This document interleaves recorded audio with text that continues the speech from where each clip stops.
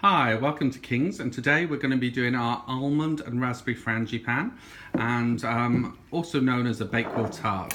Very delicious.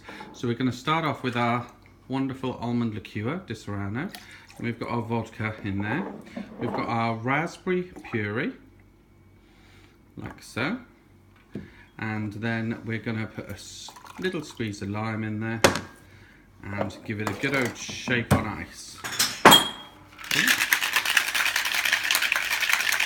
Really good shake. You know when you've done enough shaking because the outside of the bottom shaker has got the condensation on, like so. Then we have a lovely chilled glass, and we're going to simply fill that up, top it up, with a little bit of lemonade so you get that little bit of fizz in it, and then just pour it out so you get this wonderful creamy feel to it.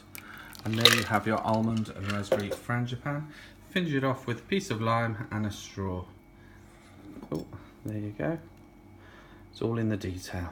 Enjoy.